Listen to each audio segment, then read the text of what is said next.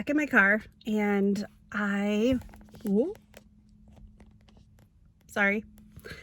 back in the car and I wanted to share something about the Enneagram.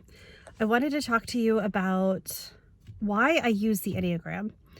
I know there's some questions, there's some people who they don't understand it as there's some Christians who are against it, which you have that right to be. If you don't feel in your heart that it's valuable to you or that it turns you away from Christ, please don't use it. This is a man-made tool.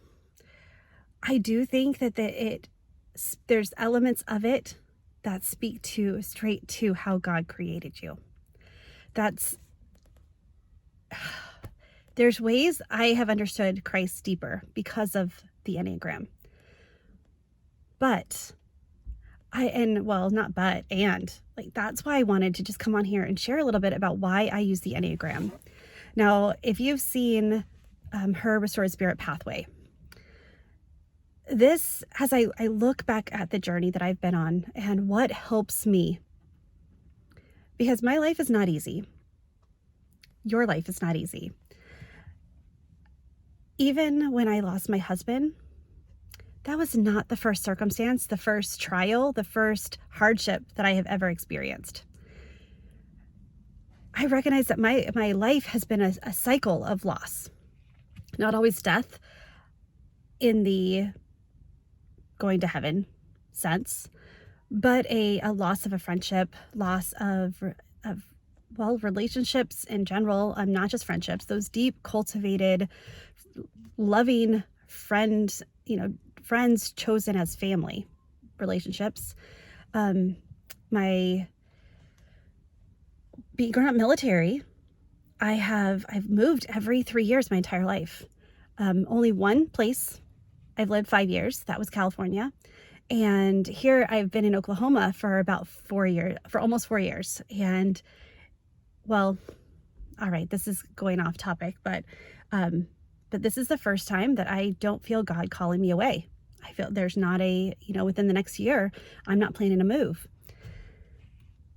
which is kind of scary in itself because my body is used to this 3-year cycle.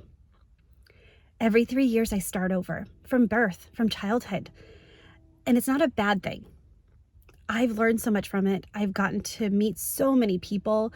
I've gotten to do so many things, but it did cause a hardship. It did cause a cycle in my life that I didn't recognize was playing out in other areas, in my work, in my friendships, in my just the way that I dig roots. Because when you live somewhere for 3 years, you don't have time to dig those deep roots.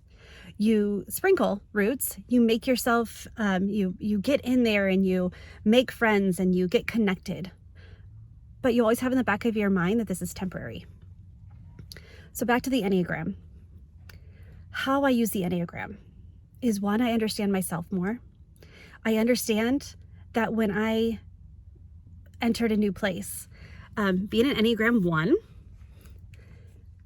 I wanted to present myself as someone who did things right, who had integrity, who could be counted on, who know how to fix things, which are all elements, all traits that I know I embody, but I needed others to notice it.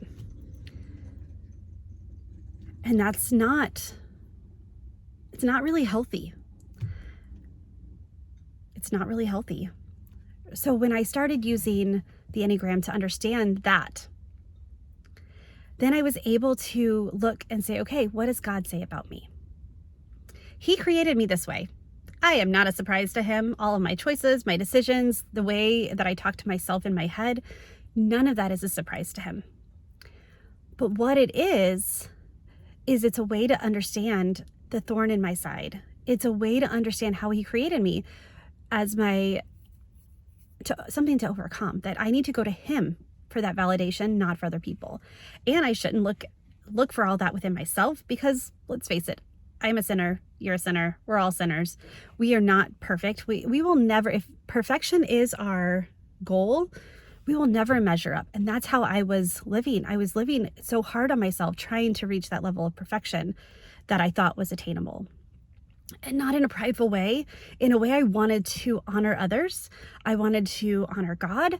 I wanted to honor myself. Like, I wanted to do the right thing for the right thing's sake, for those good motives.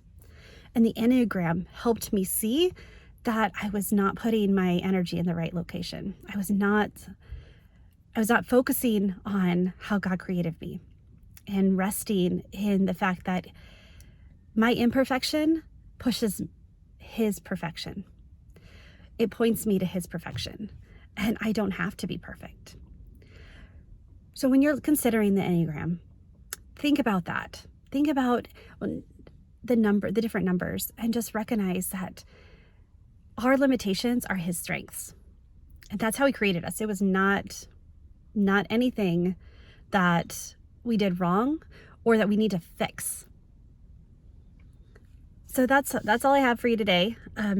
I will talk more about why I use the Enneagram, because as I'm doing this, I realize that there's a lot of reasons I use the Enneagram. So I could probably do a whole series on this, and I probably will, because these bite-sized pieces, hopefully you're understanding and you're seeing why I use it. All right, I'll talk to you later.